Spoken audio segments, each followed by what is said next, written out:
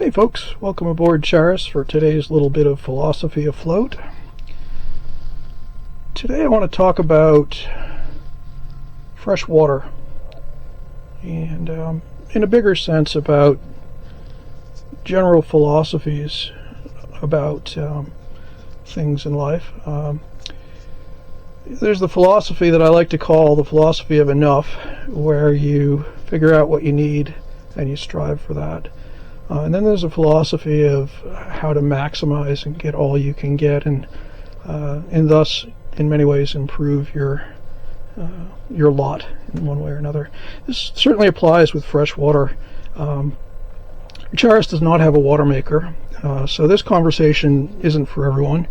And I have nothing against water makers. I think that if you're going to certain places where getting fresh water on the boat is difficult or impossible, I think there are a lot of situations where the modern water maker has revolutionized our horizons. But that's not the way I've used Charis for the 35 years that I've sailed her. So my philosophy is what is enough fresh water, and how do I make the amount of fresh water that my tanks can hold, how do I make that be enough?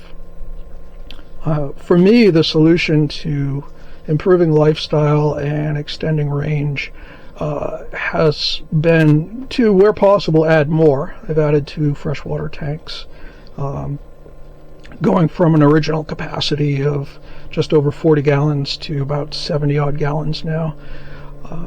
But even more than that, the question has been, how do I make that quantity of fresh water sufficient for a longer period of time?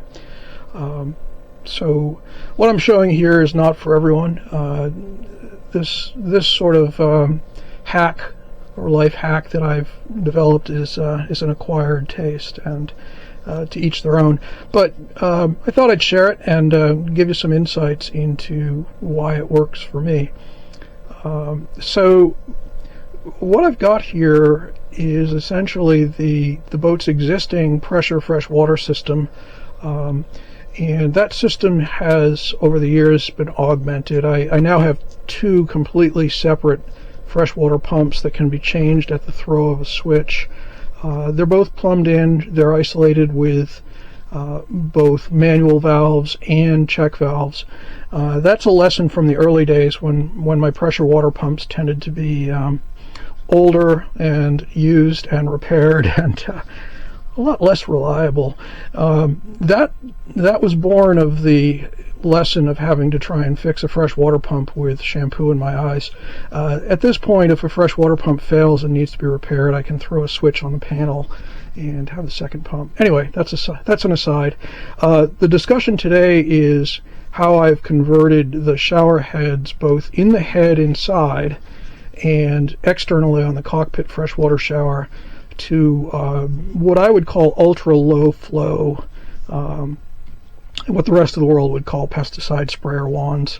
These allow you to take, for example, a 6-gallon hot water tank and have a very lengthy, essentially a half-hour shower before you run out of hot water if you wanted to, albeit at a very low flow rate. So this is, as I say, an acquired taste, but it works. And coupled with the saltwater system that I've mentioned before and that I will cover in more detail, this system has done more to expand my freshwater range than even probably a water maker, given my limited energy resources on the boat, would have done.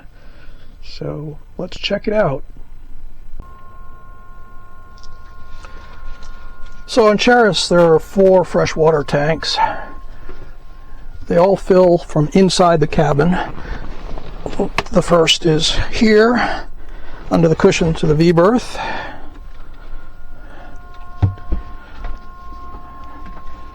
That's a 15-gallon tank, as is this one, which fills in the head. It's beneath the shower floor pan. And the original 2 tanks are in the bilge, down in the keel. They are Monell tanks. And there they are. The fills are right here. There's a pipe cap that is secure and watertight.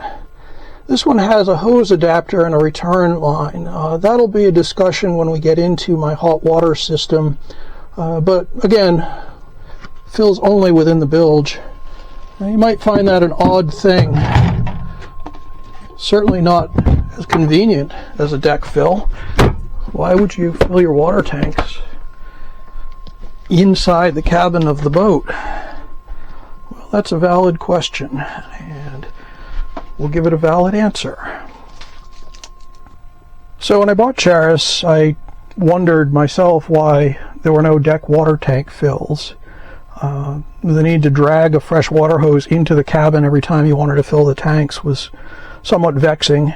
Certainly all the boats I'd been involved in designing and building since the 80s, internal in-cabin tank fills were unheard of. At that point it was standard to fill your tanks from the deck. Well, there are two very good reasons why, when Charis was built in 1966, her tanks filled only internally. Hat tip to the dean of New Bedford Yacht Club sailors, who I had the honor of meeting early in my career. Dan Strohmeyer sailed 2 Concordia yawls for many, many years. Dan was also a Webb naval architect, though I didn't know it when I was there. I got to meet him many years later, and he was showing me around his 2nd Concordia yawl, Melee, and he showed me the water tank fills internally as he was filling his tanks. And then he broke the mystery to me. He explained that there are two things about internally filled tanks. One, there is no deck fitting to leak. Now you might say, well, deck fittings don't always leak. No, they don't. But I will tell you that even a small saltwater leak into your freshwater tanks offshore is a catastrophe, particularly if you don't have separate segmented tanks.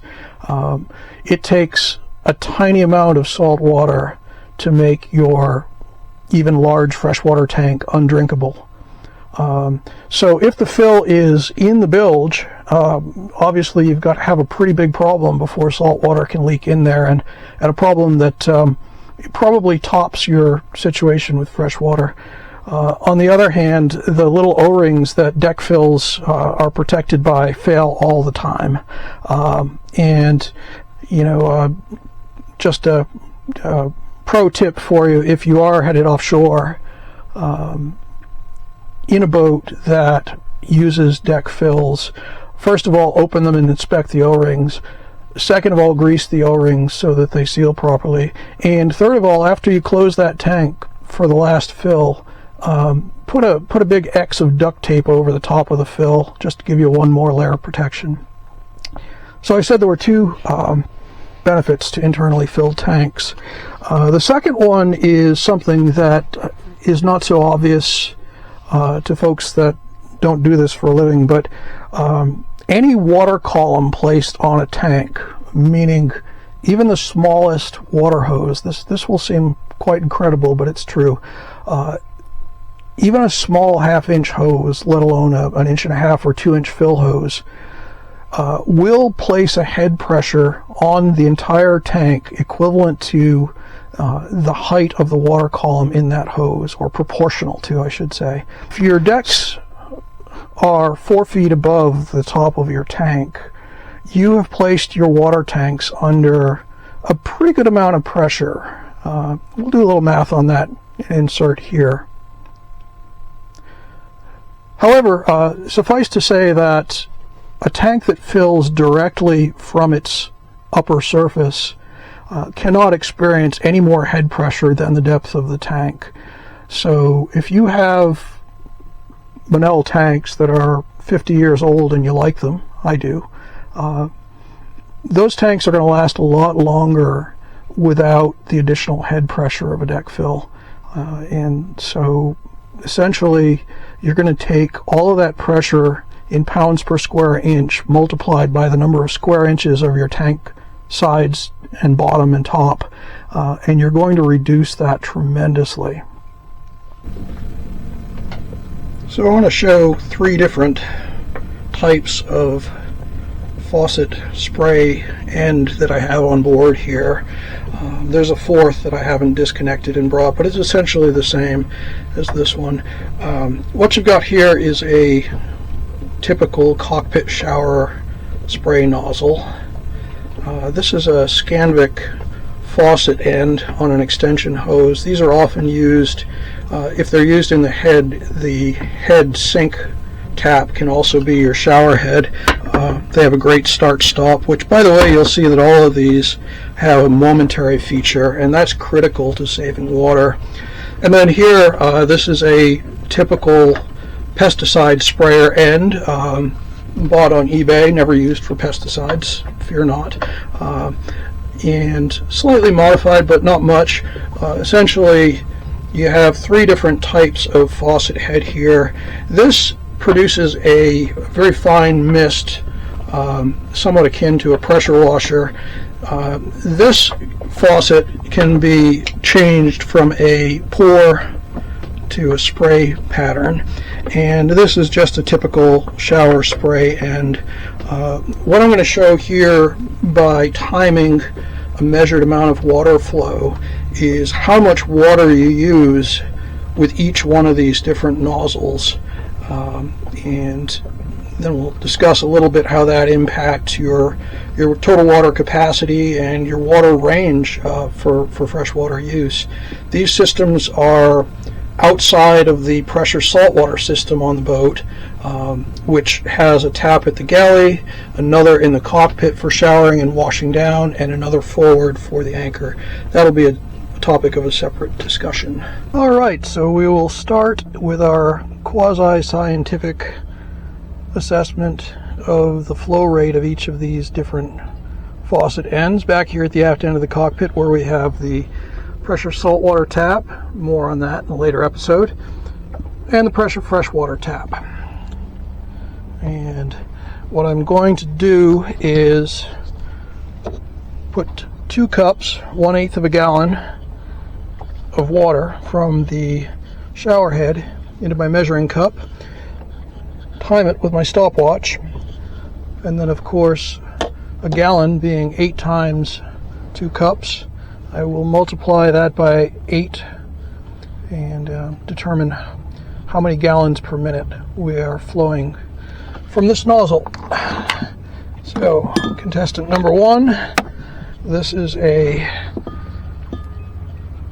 pesticide sprayer nozzle, has a momentary switch that can also be locked in the on position if you choose to.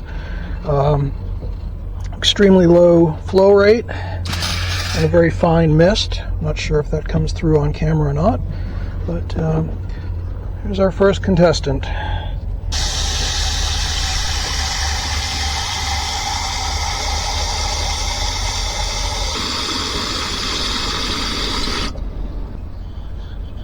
.53 seconds for 1/8 of a gallon of water flow. And we'll be right back after these messages and maths. And if my math is correct, that would come in at 0.35 gallons per minute for sprayer head number 1.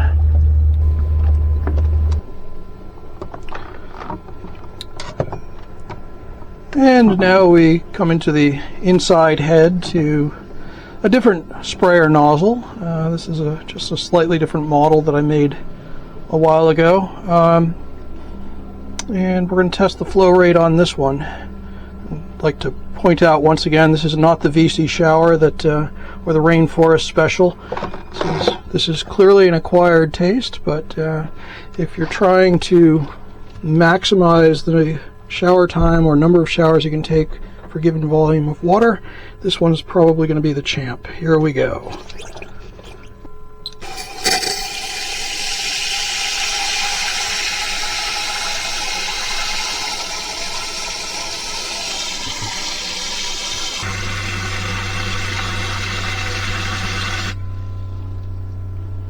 .22 seconds for 1/8 of a cup. And once again we break to commercial. while I do a little math. And the verdict is 0.35 gallons per minute, so pretty much the same as the outside shower. Roughly 1/3 of a gallon per minute of water flow from each of these sprayers. This is the actual shower head that used to be the cockpit outside shower before I replaced it with the pesticide wand. So this is the flow rate from a typical boat shower head that you can buy commercially.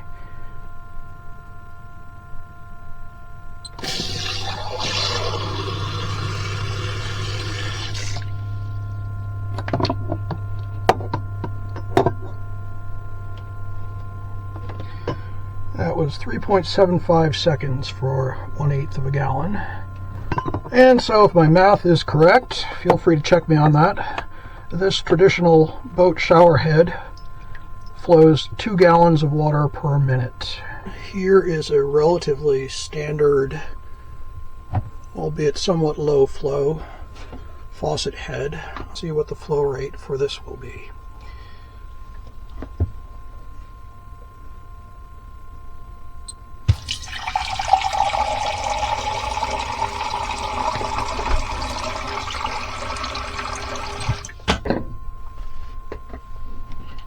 Seven seconds for 2 cups of water. And after some brief calculations, we see that the normal faucet head flows approximately 1.1 gallons per minute. I've had other shower heads that flow higher than that, but for purposes of comparison, let's say 1 gallon per minute. And so to wrap it up here, the final score stands at pesticide sprayer based shower nozzles, each flowing approximately 1/3 of a gallon per minute. The original cockpit shower nozzle was 2 gallons per minute, and that's pretty typical, I think, for a boat shower head. And the galley tap, the Scanvic, which does have a low flow feature, that was flowing about 1 gallon per minute. So the conclusion is that using these modified spray ends and that sort of pressure washer shower experience of a high pressure mist versus a large volume, you're going to essentially at least triple and possibly by a multiple of 6 extend the amount of time that you can run your shower head on a given capacity or volume of fresh water. The cockpit shower is particularly effective because it's typically being used just to rinse off the salt after a swim. But even the inside shower, you know, it does take some getting used to use these, but probably one of the best advantages is if you've got 2 people that want a hot shower from a 6-gallon water heater, that never happened with the original shower head, but it's easily achievable, particularly if the tank is at full temperature and you're mixing hot and cold. Easily get 2 hot showers using the modified shower heads. So that's today's little quasi-science experiment. Thanks for coming aboard, and we'll see you next week.